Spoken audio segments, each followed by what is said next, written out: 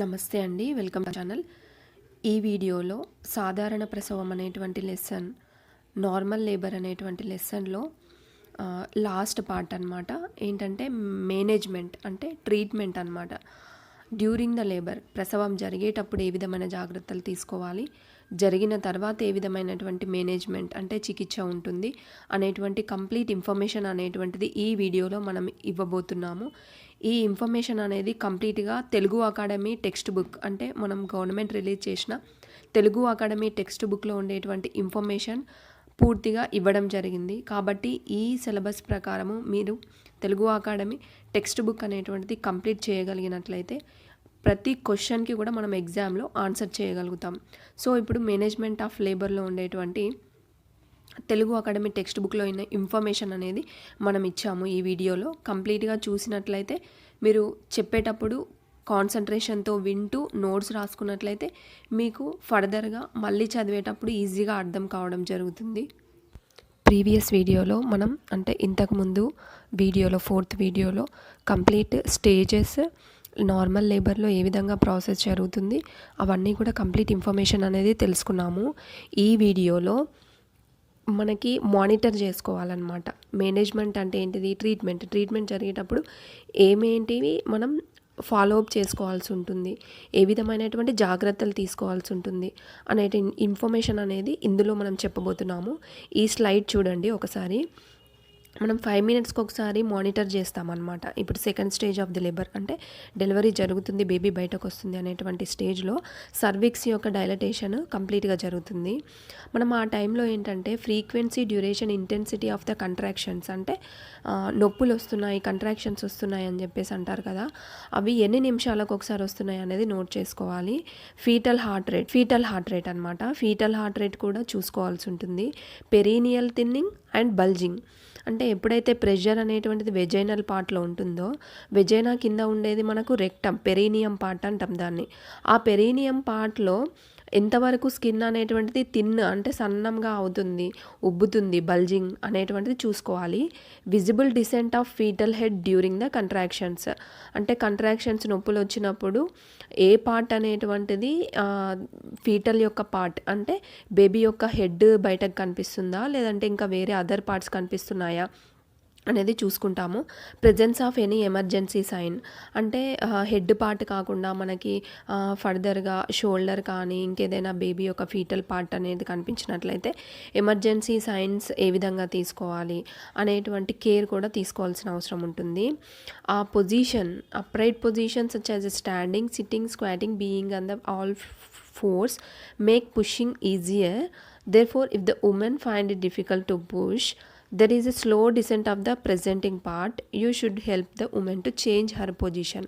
అంటే ఎప్పుడైతే presenting part మనకు కనిపిస్తుందో అప్పుడు ఇన్ కేస్ బేబీ అనేటువంటిది ఈజీగా బయటకు రాకపోయినట్లయితే బయట నుండి ఎక్స్టర్నల్ సపోర్ట్, ఎక్స్టర్నల్గా ఆ ఉమెన్కి హెల్ప్ చేస్తూ కంప్లీట్గా పుష్ చేయడం అనేటువంటిది చాలా ఇంపార్టెంట్. ఆ విధంగా చేయడం వల్ల బేబీ ఈజీగా ఆ పుషింగ్తో, ప్రెషర్తో బయటకి రావడం అనేటువంటిది జరుగుతుంది. నెక్స్ట్ ఈ స్లైడ్లో చూడండి. ఈ సెకండ్ పాయింట్, ఫస్ట్ పాయింట్ మనం 3rd పాయింట్ వరకు ఎక్స్ప్లెయిన్ చేసాం. 4th పాయింట్ చూడండి. ఉమెన్ని అంటే ఆ మదర్ని బ్రీతింగ్ తీసుకోవడం అనేటువంటిది ఆపద్దు అని చెప్పాలి.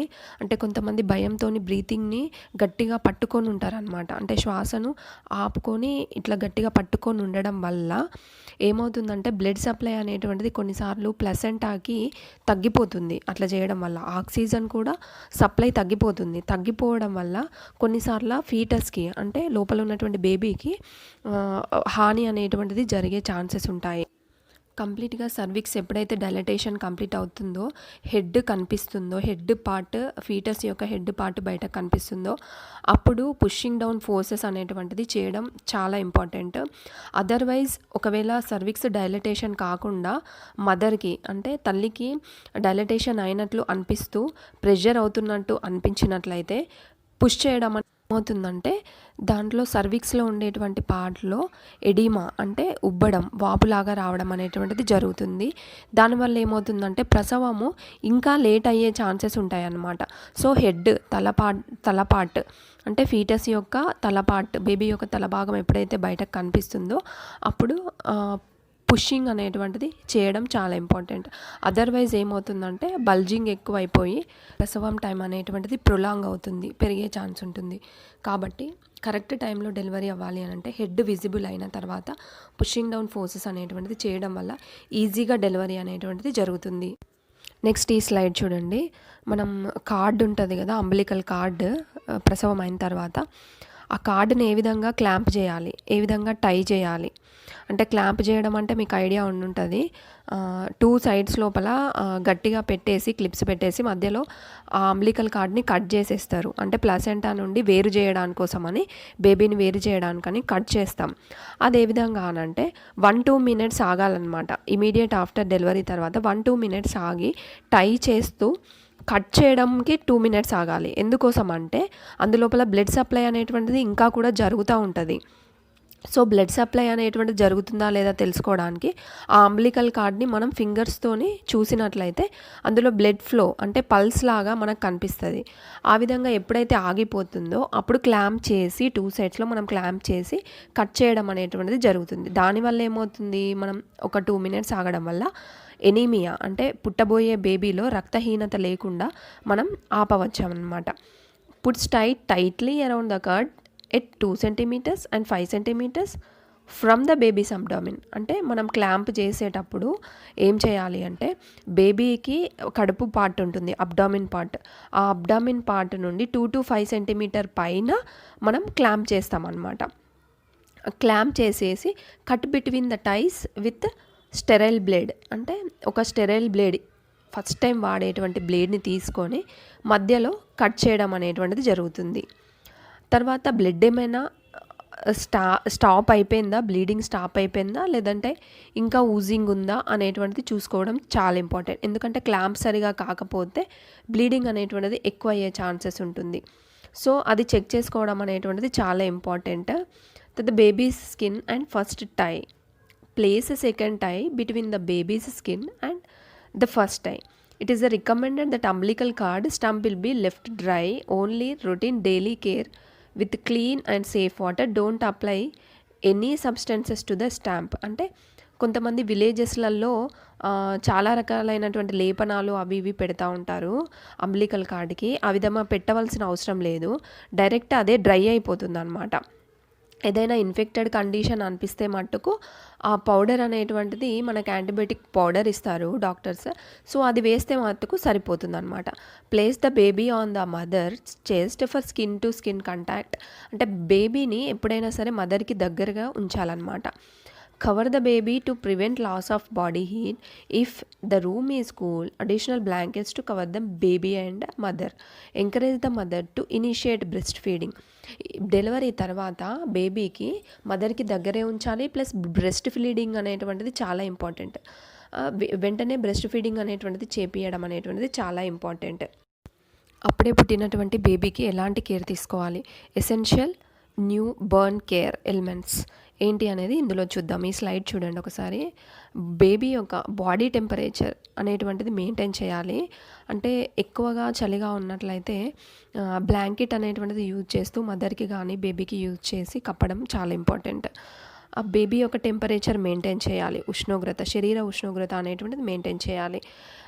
Maintain airway and breathing. అంటే మనం బిడ్డ పుట్టిన తర్వాత బేబీ పుట్టాక సక్షన్ చేస్తాం, అంటే నోట్లో ఏమైనా లిక్విడ్ పోయిందా, ముక్కు లోపల నోస్ లోపల అనేటువంటి సక్షన్ చేసేసి మనం ఆ లిక్విడ్ని మనం రిమూవ్ చేస్తాం అన్నమాట, తీసేస్తాము.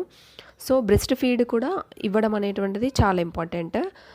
Take care of the card. అంటే ఇప్పుడు అంబలికల్ కార్డ్ ఉంటుంది కదా, పడేయకుండా దాన్ని కూడా జాగ్రత్త చేస్తారు. ఈ మధ్యలో మనకి స్టెమ్ సెల్ థెరపీ అని చెప్పేసి వచ్చింది. దాంట్లో ఏంటంటే బేబీ యొక్క సెల్స్ మనం ప్రిజర్వ్ చేసినట్లయితే కనుక ఫ్యూచర్లో ఎప్పుడైనా ఏదైనా హెల్త్ ప్రాబ్లం వచ్చినప్పుడు వాళ్ళకి సంబంధించిన సెల్స్ రీప్లేస్ చేయడానికోసమని అంబలికల్ కార్డ్ని యూజ్ చేస్తాం. సో మనం ఆ కార్డ్ని కూడా ప్రిజర్వ్ చేసుకోవచ్చు. Take care of the ice. Ice అంటే ఏంటి, కళ్ళు, బేబీ యొక్క కళ్ళు కూడా క్లీన్గా ఉంచేసి జాగ్రత్తగా చూడడం అనేటువంటిది అవసరం. ఈ స్లైడ్లో చూడండి, management of the third stage of the labour. 3వ స్టేజ్ అంటే ప్రసవం యొక్క 3వ స్టేజ్ ఏ విధంగా ఉంటుందంటే ఇందులోపల మనం మెయిన్గా 3 యాక్టివిటీస్ అనేటువంటివి ఉంటాయి. మెయిన్గా యూటెరోనిక్ డ్రగ్స్ అనేటువంటివి యూజ్ చేస్తాము. Giving a uterotonic drug has been shown to be effective in preventing of the PPH.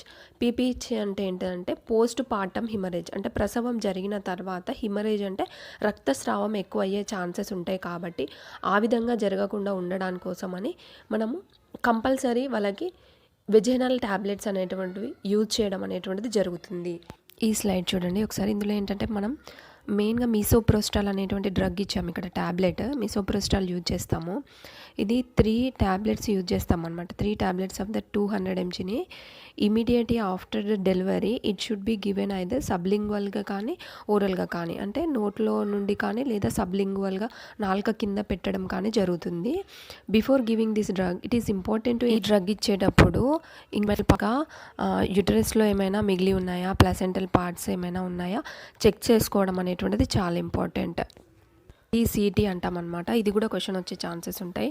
ఏంటంటే మనం బేబీ డెలివరీ అయిన తర్వాత లోపల ప్లాసెంటా ఉంటుంది, ప్లస్ మనం కట్ చేసిన కార్డు కూడా మిగిలిపోయి ఉంటుంది. దాన్ని తీసేయాలి.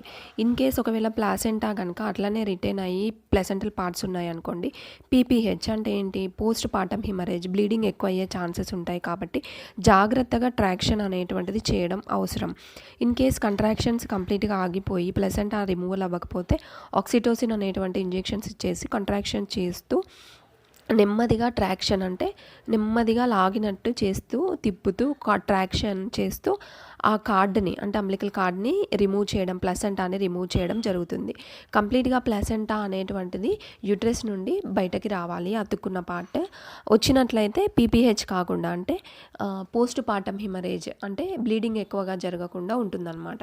మనం ఇమీడియట్లీ ఆఫ్టర్ ద డెలివరీ తర్వాత ప్లాసెంటా రిమూవ్ అయిన తర్వాత మనం ఫస్ట్ ఒక 24 hours వరకు కూడా 4th స్టేజ్గా దాన్ని చెప్పుకుంటున్నాము. ఇందులో ఏమవుతుందంటే ఈ 4th స్టేజ్లో పోస్ట్ పార్టమ్ కేర్ అంటే ప్రసవం జరిగిన తర్వాత బ్లీడింగ్ అనేటువంటిది ఏ విధంగా ఉంది చూసుకోవడం చాలా important. In case heavy bleeding అయిందనుకోండి, దాంట్లో మనము ట్రీట్మెంట్ ఇస్తూ వాళ్ళకి ఇంజెక్షన్స్ ఉంటాయి బ్లీడింగ్ స్టాప్ అవ్వడానికి. పోస్ట్ పార్టమ్ హిమరేజ్ జరగకుండా కాపాడుతుంది. ఇన్ కేస్ బ్లీడింగ్ ఎక్కువగా అయినట్లయితే బ్లడ్ ట్రాన్స్ఫ్యూషన్ కూడా అవసరం పడుతుంది. అంటే బ్లడ్ని ఎక్కించడం అనమాట. వాళ్ళకి ఎవ్రీ 5 minutesకి ఒకసారి 10 minutesకి ఒకసారి బ్లీడింగ్ ఏ విధంగా ఉంది, ఎంత బ్లీడింగ్ అవుతుంది అనేది చూసుకోవాలి. పెరీనియం పార్ట్ అంటే వెజైనల్ పార్ట్ కింద రెక్టమ్ రీజన్ కనిపిస్తుంది. ఇదంతా కూడా మనం పెరీనియం అంటాము. ఈ వెజైనా దగ్గర ఉల్వా దగ్గర ఏమైనా టీయర్స్ అంటే ఏమైనా కట్స్ ఉన్నాయా చూసుకొని దాన్ని మేనేజ్మెంట్ చేయాలి. దాన్ని కూడా ట్రీట్మెంట్ ఇవ్వాలి. బ్లడ్ లాస్ అనేటువంటిది అరౌండ్ 250 ml వరకు ఉండొచ్చు. ఇన్ కేస్ బ్లీడింగ్ ఎక్కువగా అయినట్లయితే కనుక దాన్ని పీపీహెచ్ కింద తీసుకుంటాము, పోస్ట్ పార్టమ్ హిమరేజ్. ఆ టైంలో కూడా కరెక్ట్గా ట్రీట్మెంట్ ఇచ్చినట్లయితే మదర్ అండ్ బేబీ సేఫ్గా ఉండే ఛాన్సెస్ ఉంటాయి. మనం ఆ టైంలో ఎవ్రీ 10 minutesకి ఒకసారి చెక్ చేసుకోవాల్సిన అవసరం ఉంటుంది. తర్వాత 15-30 minutesకి ఒకసారి చెక్ చేసుకోవాల్సినటువంటి పాయింట్స్ ఏంటివి అనేది మనం ఈ స్లైడ్లో ఇచ్చాము చూడండి. BP, pulse, temperature, vaginal bleeding, uterus నుండి బ్లడ్ అనేటువంటిది చూసుకోవాల్సిన అవసరం ఉంటుంది. యుట్రస్ వెంటనే బేబీ డెలివరీ ప్లసెంటా తర్వాత కంట్రాక్ట్ అవుతుంది, అంటే నార్మల్ పొజిషన్కి వస్తుంది గర్భాశయం పార్ట్. ఆ విధంగా రాకపోతే కనుక చూసుకోవాలి, చెక్ చేసుకోవాలి. వెజైనల్ పార్ట్, వెజైనల్ టీయర్స్ అంటే ఏమైనా కట్స్ ఉన్నాయా చూసుకోవాల్సిన అవసరం ఉంది వెజైనా దగ్గర. In the women and area beneath her sanitary pads పెట్టాలి. బ్లీడింగ్ ఎక్కువ కాకుండా చూసుకోవాలి. శానిటరీ ప్యాడ్స్ ఎక్కువగా పెట్టాలి. ఎన్ని ప్యాడ్స్ అయినాయి, ఎంత బ్లీడింగ్ జరిగింది అనేటువంటిది మనం శానిటరీ ప్యాడ్స్ యూజ్ చేయడం వల్ల ఎస్టిమేషన్ చేయవచ్చు. Napkins or clean cloths to collect the vaginal blood అంటే వెజైనా దగ్గర మనం ఆఫ్టర్ ప్లాసెంటల్ రిమూవల్ తర్వాత ప్యాడ్స్ అనేటువంటిది పెట్టడం జరుగుతుంది. దానివల్ల 10 minutesకి ఒకసారి కనుక మనం ఎంత బ్లీడింగ్ అవుతుంది అనేది చెక్ చేసుకొని నెంబర్ ఆఫ్ ప్యాడ్ చూసుకున్నట్లయితే సర్టెన్ టైం తర్వాత బ్లీడింగ్ ఆగిపోతుంది. దాన్ని బట్టి బ్లడ్ అనేటువంటి బ్లీడింగ్ ఎంతవరకు జరిగింది అనేది మనం ఎస్టిమేట్ చేయవచ్చు. Keep the mother and baby together, don't separate them అంటే వాళ్ళిద్దరిని సెపరేట్ చేయొద్దు. మదర్ని బేబీని ఒక్కటే దగ్గర ఉంచాలి. ఉమెన్ని యూరిన్ వస్తే కనుక పాస్ చేయమని చెప్పాలి. టాయిలెట్ వస్తే కనుక పాస్ చేయమనాలి. If the women has a difficulty in passing the urine, the bladder is full and she is uncomfortable, help her passing the urine by gently pouring the water over their vulva. అంటే కొన్నిసార్లు ఏమవుతుందంటే contractions అయిపోయి సరిగా అక్కడ వాళ్ళు urine pass చేయడానికి వీలు లేకుండా ఉండడం వల్ల స్టాప్ అయిపోతుంది అనమాట. దానివల్ల ఏం చేయాలి అంటే కొద్దిగా వల్వా రీజియన్ ద్వారా వాటర్ని పోర్ చేసినట్లయితే వాళ్ళకి ఈజీగా యూరిన్ పాసేజ్ అనేటువంటిది జరుగుతుంది. సో కంట్రాక్షన్ అనేటువంటిది ఈజీగా ఉంటుందన్నమాట. దానివల్ల యూట్రస్ కూడా నార్మల్ పొజిషన్కి వస్తుంది. ఎప్పుడైతే డెలివరీ జరుగుతుందో ప్లాసెంటా రిమూవల్ తర్వాత బేబీని మదర్ని ఒకటే దగ్గర ఉంచాలి. ప్లస్ బేబీకి మదర్కి అటెండెంట్ కానీ కంపల్సరీ ఉండాలి. జాగ్రత్తగా చూసుకోవాల్సిన అవసరం ఉంది. బ్లీడింగ్ ఏమైనా అవుతుందా మదర్కి, లేదా ఏమైనా హెడేక్ సివియర్గా ఉందా, విజువల్ డిస్టర్బెన్సెస్ అంటే చూడడం ఏమైనా కష్టంగా ఉందా, ఎపిగ్యాస్ట్రిక్ పెయిన్ అంటే కడుపు రీజియన్లో అబ్డామిన్ దగ్గర ఏమైనా సివియర్గా పెయిన్ వస్తుందా అనేటువంటిది చెక్ చేయాల్సిన అవసరం ఉంది. గెస్టేషనల్ ఏజ్ అంటే ఏంటంటే during the pregnancy uterus is expected to grow predicted rate and easily pregnancy uterine size. అంటే ఎప్పుడైతే గెస్టేషనల్ ఏజ్ అంటే ఇది ప్రెగ్నెన్సీ టైం గురించి అనమాట. ఎప్పుడైతే యూట్రస్ లోపల బేబీ పెరిగే టైం ఉంటుందో అప్పుడు మల్టిపుల్ ప్రెగ్నెన్సీ ఉన్న వాళ్ళకి నెంబర్ ఆఫ్ వీక్స్ అంటే అరౌండ్ ఒక 22 వీక్స్ అనుకోండి. ఆ 22 వీక్స్లో కూడా 24 వీక్స్ లాగా మల్టిపుల్ ప్రెగ్నెన్సీ అంటే ఒకటి కాకుండా ఎక్కువగా ఉన్నట్లయితే ఫీటస్ ఆ టైంలో ట్విన్స్ అంటారు కదా, అప్పుడు ట్విన్స్ కానీ ట్రిప్లెట్స్ క్వాడ్రిప్లెట్స్ ఉన్నట్లయితే అబ్డామిన్ సైజ్ అనేటువంటిది ఎక్కువగా ఉంటుంది. సింగిల్ ఫీటస్ ఉన్నట్లయితే కనుక 22 to 24 వీక్స్లో మనకి సైజ్ అనేటువంటిది కరెక్ట్గా అబ్జర్వ్ చేయడం జరుగుతుంది. 36 వీక్స్ వచ్చేసరికి జిఫీ అబ్డామిన్ పార్ట్ ఏంటంటే జిఫీస్టర్నమ్ అనేటువంటిది చెస్ట్ రీజియన్లో మనకి 2 సైడ్స్ బోన్స్ ఉంటాయి, రిబ్స్ ఉంటాయి. దాని మధ్యలో పార్ట్ కింది పార్ట్ అనమాట. మధ్యలో ఉండేది జిఫీస్టర్నమ్, స్టెర్నమ్కి కింది పార్ట్ అనమాట, అది జిఫీస్టర్నమ్. ఆ జిఫీస్టర్నమ్ దగ్గరికి దాని హైట్ రీచ్ అవుతుంది అనమాట uterus. In last month of the pregnancy lightening occurs the uterus and fetus sink down into the lower pole of the uterus. అంటే యూట్రస్ నుండి కిందికి జారడం జరుగుతుంది. ఎప్పుడైతే సర్వైకల్ డైలటేషన్ ఉంటుందో అప్పుడు యూట్రస్ నుండి కిందికి జారడం ఫీటస్ స్టార్ట్ అవుతుంది. అంటే డెలివరీ టైమ్ దగ్గరకు వచ్చినాడు. In primary gravida strong abdominal muscles encourage the foetus head to enter the brim of the pelvis. First time ప్రెగ్నెన్సీలో ఎప్పుడైతే డెలివరీ స్టార్ట్ అవుతుందో అప్పుడు అబ్డామిన్ మజిల్స్ అనేటువంటివి స్ట్రాంగ్గా ఉండి ఫీటల్ హెడ్ అనేటువంటిది పెల్విస్ బ్రిమ్లోకి వెళ్ళడానికి సాయం చేస్తుంది. ఇది ఒక పార్ట్.